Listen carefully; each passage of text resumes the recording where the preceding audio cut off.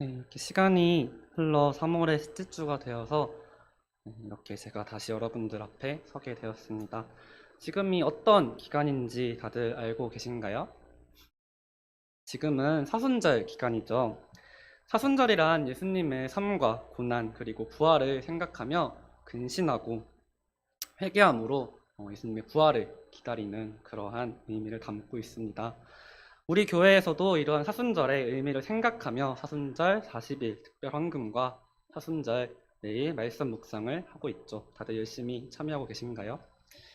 모두들 열심히 참여하고 계신 줄 알며 이렇게 사순절을 준비하는 우리 가운데 이 사순절 기간을 통해 나의 신앙이 더 건강해지고 새로워지고 또 성장해서 부활의 주님을 기쁨으로 맞이하면 좋겠다는 소망이 있는 줄로 믿습니다. 이러한 소망을 가지고 사순절을 조금 더 의미 있게 보내기 위해 우리는 금식하기, 성경 말씀 읽기, 성경 필사하기, 인터넷 미디어 절제하기, 기도 시간 확보하기, 신앙서적 읽기 등 많은 계획을 세우고 또 실천을 하려고 노력을 합니다. 그러나 이러한 계획을 세우고 또 실천을 하려고 노력을 해보신 분들이라면 아시겠지만 사순절 기간 동안 온전히 이 계획을 실천해내기란 너무나 어렵습니다. 삶을 살아가다 보면 우리는 갖은 이유로 이러한 계획을 온전히 실천해내지 못하기도 하고 그러한 자신의 모습을 보면서 나는 왜 이렇게 연약하지 하면서 자책을 하기도 합니다. 저 또한 지난주에 코로나에 확진되면서 몸이 조금 아픈 가운데 있다 보니까 하는 것은 없이 정말 잠만 자게 되더라고요. 부끄러운 이야기지만 잠만 자게 되니까 사람이 매우 무기력해지게 되고 읽어야 할 말씀이 하루 이틀 밀리기 시작하고 매일 아침 큐티를 하는 것 또한 빼먹게 되었습니다. 글을 읽지 못할 만큼 아팠던 것도 아닌데 왜 이렇게 성경 말씀이 눈에 안 들어올까라고 생각을 하면서 자책을 하는 저의 모습을 볼 수 있었죠. 오늘 우리가 함께 읽은 성경 말씀을 보시면은 자신의 언약함에 자책을 하고 있는 또 다른 인물이 등장을 합니다. 바로 예수님의 제자 베드로였죠. 예수님이 보는 앞에서 자신의 목숨을 부지하기 위해 예수님을 3번이나 부인했다는 사실에 자책감에 빠져 모든 것을 포기한 채 본업으로 돌아가 고기를 잡기 위해 배에 오른 베드로를 예수님께서 찾아오십니다. 오늘은 이 만남과 베드로와 예수님과의 대화를 통해서 우리가 예수님의 제자된 사람으로서 예수님께 나아갈 때 어떠한 마음을 가지고 나아가야 하는지를 함께 알아보기를 원합니다. 우선은 베드로라는 인물에 대해 알아보기 원합니다. 베드로를 떠올려 보면은 겁쟁이, 비겁한 이미지가 먼저 떠오르곤 합니다. 비록 베드로가 자신의 목숨을 부지하기 위해서 예수님을 3번이나 부인한 것은 사실이지만 그의 마음속에는 예수님을 사랑하는 마음이 있었습니다. 베드로는 연약한 사람이었지만 예수님을 사랑하는 사람이었습니다. 먼저 베드로는 예수님께서 밤을 새시며 기도로 선택한 12제자 중 한 명이었습니다. 그 당시 예수님을 따르는 사람들은 크게 2가지 부류로 분류가 되었는데요. 한 부류는 큰 무리로 예수님을 따르긴 하지만 예수님께서 병든 자를 고치시고 죽은 자를 살리시며 오병이어 기적으로 줄인 자들을 먹이시는 예수님의 그러한 모습을 보고 예수님께 나아오는 수많은 무리들입니다. 이러한 사람들은 저마다의 목적과 소원을 가지고 예수님께 나아오는 사람들이었죠. 또 다른 한 부류는 오늘 말씀에 나오는 베드로와 같이 예수님께서 직접 선택하신 12제자들이었습니다. 이 2부류가 가장 극명하게 갈리는 장면이 있는데요. 함께 찾아볼까요? 마태복음 16장 13절로 15절 말씀입니다.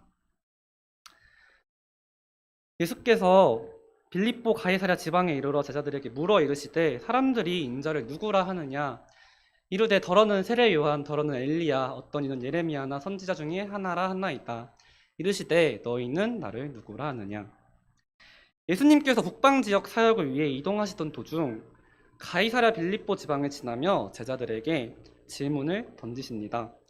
사람들이 인자를 누구라 하느냐. 이에 제자들이 이렇게 대답을 하죠.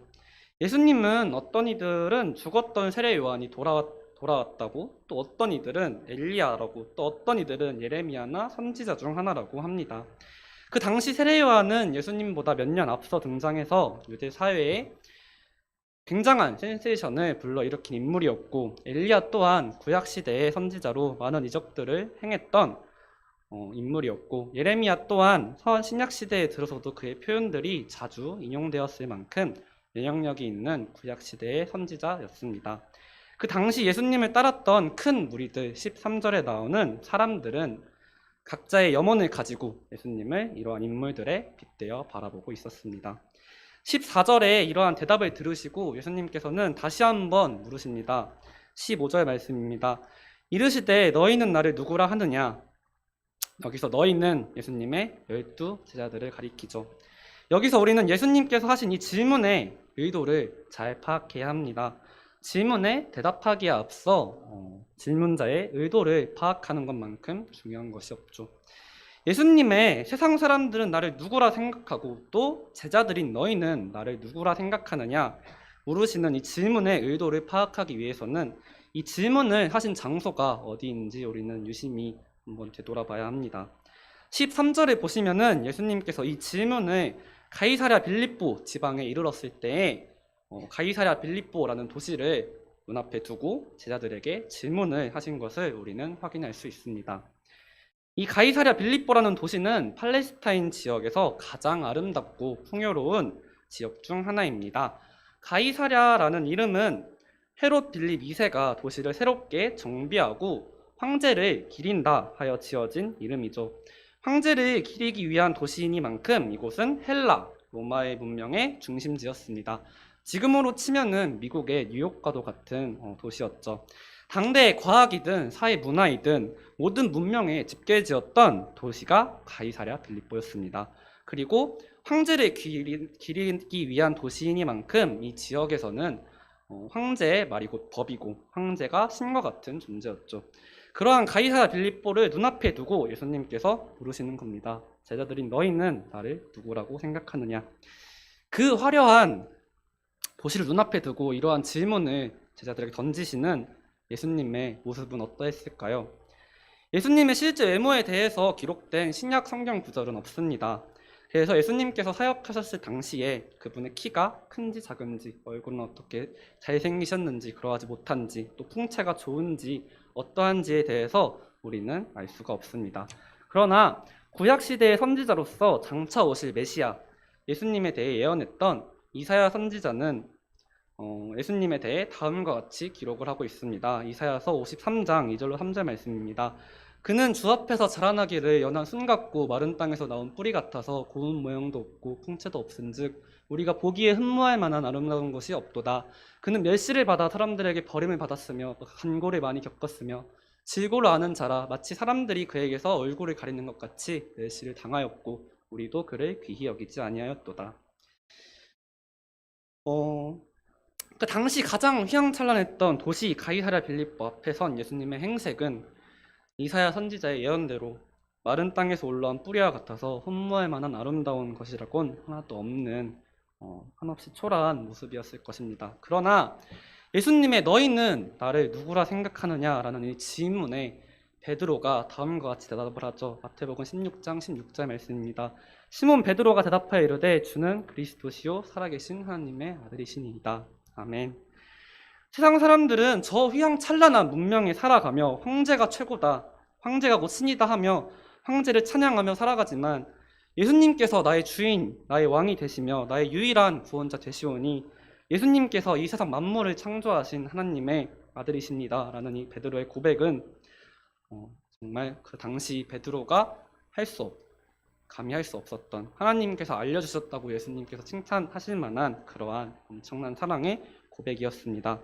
베드로의 이 고백이 예수님을 그저 자신의 소원과 베드로의 이 고백은 예수님을 그저 자신의 소원과 목적에 따라 자신의 입맛에 따라 예수님을 따랐던 큰 무리와는 비교되는 예수님의 제자로서 예수님을 생각했던 베드로의 고백이었고 또 이러한 이 고백이 우리의 고백이 되길 원합니다.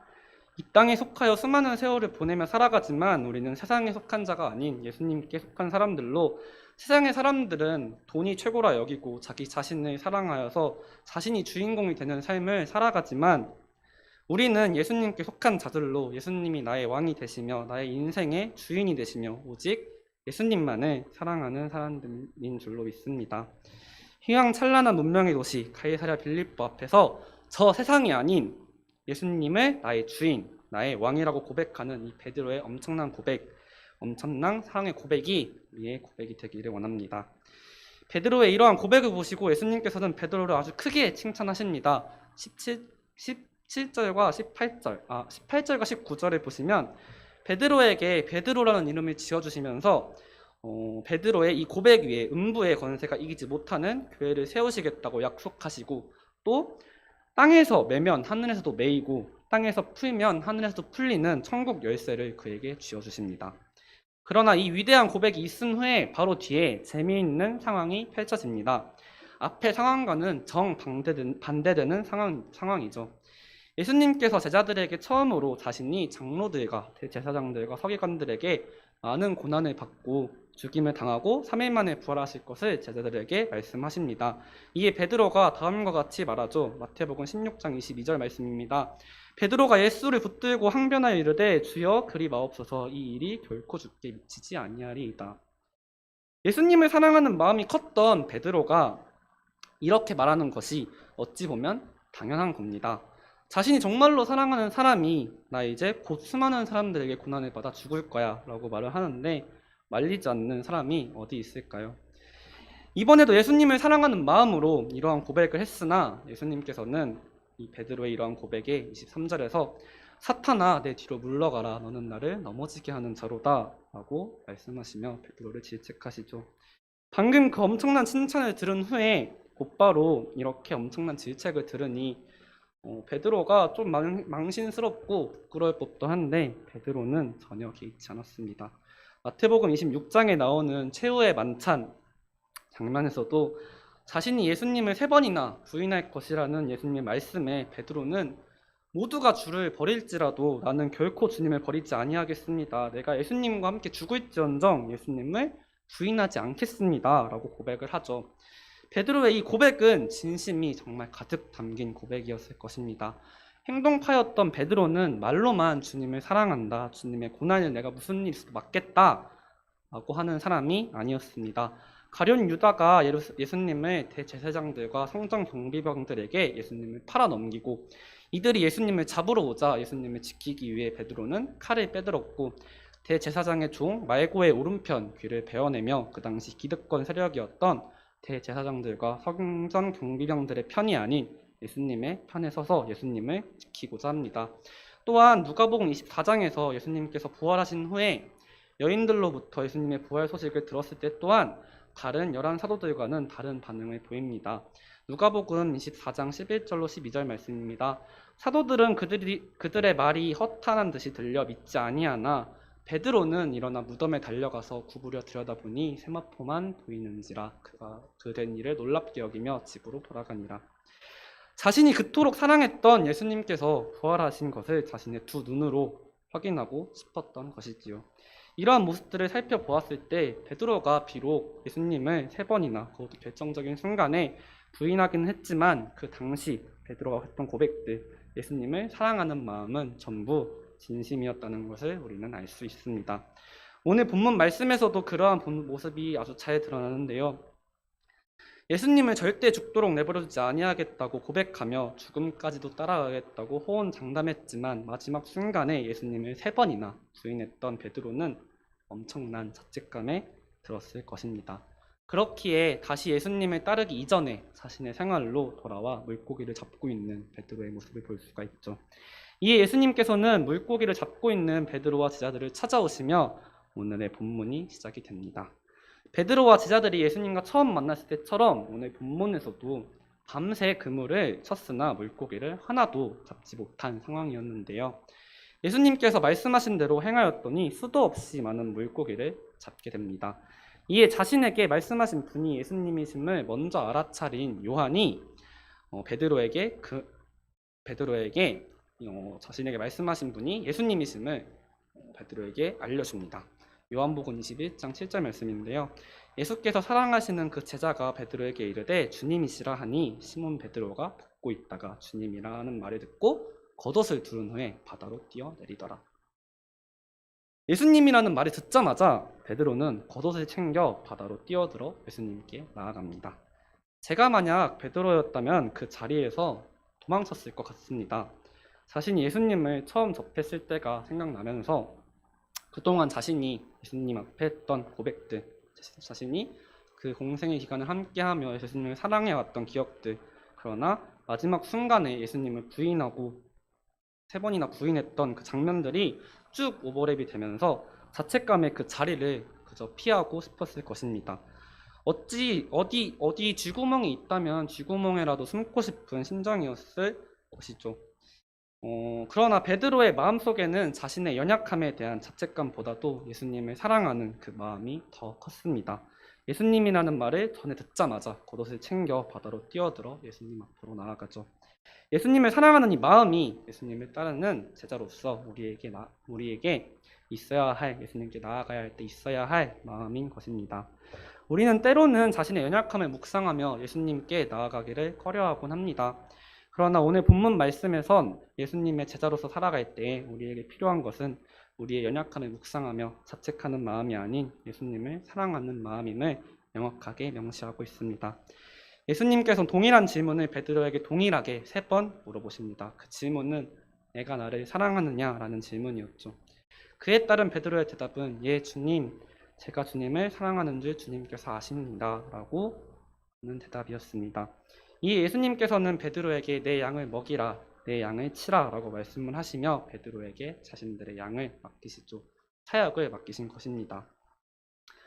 아니 이미 예수님을 3번이나 부인한 베드로인데 어떻게 양을 맡기실 수가 있지? 라는 생각이 드실 수도 있지만 예수님께서는 베드로의 연약함을 보시는 분이 아니셨습니다. 예수님께서는 베드로의 연약함을 보신 것이 아닌 예수님을 사랑하는 그 베드로의 마음을 보시고 그에게 자신의 양들을 맡기신 것이죠. 예수님께서는 베드로가 그 자신을 부인할 것을 미리 아셨음에도 그를 사랑하셨고 자신을 사랑하는 그 마음 하나를 보시고 자신의 양을 맡기셨습니다. 이는 베드로와 제자들을 처음 부르셨을 때 장면에서도 두드러지게 나타납니다. 베드로는 어떠한 자신의 위대함이나 어떠한 자신의 의가 좋아서 제자들로 간택된 게 아닌 그저 예수님께서 먼저 사랑하셨기에 제자로 간택된 것이었습니다. 누가복음 5장에서는 베드로를 비롯한 어부들이 어떻게 예수님을 따르는 제자가 되었는지를 자세하게 기록하고 있습니다. 밤에 새어가며 그물 작업을 했지만 한 마리의 물고기 잡지 못한 상황에서 예수께서 이들에게 나타나 그물을 깊은 데로 가서 그물을 내려 고기를 잡으라고 말씀하셨고 이에 예수님의 말씀에 의지하여 그물을 내리자 물고기를 잡은 것이 심히 많아 그물이 찢어졌다 라고 성경은 표현하고 있죠. 이윽고 예수님의 말씀을 온전히 신뢰하지 못하고 고기가 잡힌 것을 보고 놀람을 금치 못했던 베드로는 자신의 모습을 자책하며 베드로는 예수님께 찾아와 무릎 아래에 엎드려 다음과 같이 고백합니다. 누가복음 5장 8절입니다. 시몬 베드로가 이를 보고 예수의 무릎 앞에 엎드려 이르되 주여 나를 떠나소서 나는 죄인이로소이다. 베드로의 이러한 고백에 예수님께서는 두려워하지 말라고 말씀을 하시며 베드로에게 이후로는 사람을 낚는 어부가 될 것이라 말씀을 하시며 자신을 따르라고 말씀하시죠. 그 당시 유대 사회에서 나를 따르라 라고 말을 할 수 있는 사람은 랍비였습니다. 랍비들이 수제자를 선정할 때 하는 표현이 바로 나를 따르라 였던 것이지요. 자신의 그 모든 연약함을 보시고도 베드로를 있는 그 모습 그 자체로 사랑하시며 자신을 따르라고 말씀하시는 예수님의 그 말에 베드로는 이전의 삶의 모든 것을 바닥에 내려놓고 예수님을 따르게 됩니다. 그렇게 예수님께서 베드로를 먼저 그의 있는 모습 그대로를 사랑하셨기에 베드로의 마음속에는 예수님을 사랑하는 마음이 점점 더 깊어져 갔던 것이지요. 이후에 18절 19절 말씀은 베드로의 죽음에 관한 말씀입니다. 예수님의 양을 맡게 된 베드로는 이후에 성령을 받아 더 이상 죽음을 두려워하지 않게 됩니다. 황제만이 주인 될 수 있던 세상에서 예수님을 주인이라 고백하는 그리스도교에 대한 로마의 핍박은 날이 갈수록 심해지지만 베드로는 더 이상 두려워하지 않았습니다. 오히려 더 담대히 예수님을 전했고 그 결과 순교하게 되죠. 베드로는 죽는 생각까지도 예수님을 3번씩이나 부인한 자신이 예수님과 같이 똑같이 십자가에 달려 죽을 수 없다며 거꾸로 십자가에 달려 죽음을 맞이합니다. 우리 또한 삶의 순간순간 가운데서 예수님을 부인하며 살아갑니다. 베드로는 3번을 부인했다 하지만 3번이면 적은 편이지요. 살아가다 보면 삶에 치여서 선택의 순간마다 세상과 예수님 중에서 예수님이 깃전인 경우가 허다한 우리의 모습을 볼 수 있습니다. 그럼에도 불구하고 예수님께서는 우리의 연약함을 보시는 분이 아니십니다. 정확히는 우리의 연약함을 아심에도 우리를 사랑하시는 분이시죠. 이에 대해 사도 바울은 다음과 같이 말합니다. 로마서 5장 8절인데요. 우리가 아직 죄인 되었을 때 그리스도께서 우리를 위하여 죽으심으로 하나님께서 우리에게 대한 자기의 사랑을 확정하셨느니라. 아멘. 그러므로 우리가 예수님께 나아갈 때에 우리에게 필요한 것은 우리의 어떠한 선행과 같은 것이 아닌 예수님을 사랑하는 마음인 줄 믿습니다. 말씀을 맺겠습니다. 금요 기도회 때 제가 먼저 여기에 모인 우리라는 찬양을 했습니다. 이 찬양의 가사의 고백과 같이 우리는 주님의 은총을 받는 자녀들이요, 우리는 주님의 사랑을 받는 자녀들인 줄 믿습니다. 요한일서 3장 1절로 3절입니다. 보라, 아버지께서 어떠한 사랑을 우리에게 베푸사 하나님의 자녀라 일컬음을 받게 하셨는가. 우리가 그러하도다. 그러므로 세상이 우리를 알지 못함은 그를 알지 못함이라. 사랑하는 자들아, 우리가 지금은 하나님의 자녀라. 장래에 어떻게 될지는 아직 나타나지 아니하였으나 그가 나타나시면 우리가 그와 같을 줄 아는 것은 그의 참 모습을 그대로 볼 것이기 때문이니 주를 향하여 이 소망을 가진 자마다 그의 깨끗하심과 같이 자기를 깨끗하게 하느니라. 우리는 연약하여서 삶의 선택의 순간마다 세상을 선택하며 살아가지만 우리가 아직 죄인 되었을 때에 우리를 위하여 자신의 하나뿐인 아들 예수님을 내어주신 하나님의 사랑을, 인간의 몸을 입고 이 땅 가운데 오셔서 죽기까지 우리를 사랑하신 예수님의 그 사랑을 통해 의롭다함을 입은 우리는 하나님의 자녀들입니다. 예수님께서는 오늘도 우리를 그분의 제자들로 부르십니다. 그렇게 우리를 부르시는 예수님의 네가 나를 사랑하느냐? 라는 질문에 베드로와 같이 네 주님, 제가 주님을 사랑합니다. 세상이 아닌 주님만이 나의 주인이 되시며 주님만이 나의 왕이십니다. 라고 대답하며 예수님께 달려갈 수 있는 대강교회 성도님들이 되시기를 기도합니다. 그렇게 고백하며 달려갈 때 예수님께서는 땅에서 매면 하늘에서도 매이고 땅에서 풀면 하늘에서도 풀리는 음부의 권세가 이기지 못하는 권세가 있는 교회를 세우실 것입니다. 기도함으로 마치겠습니다.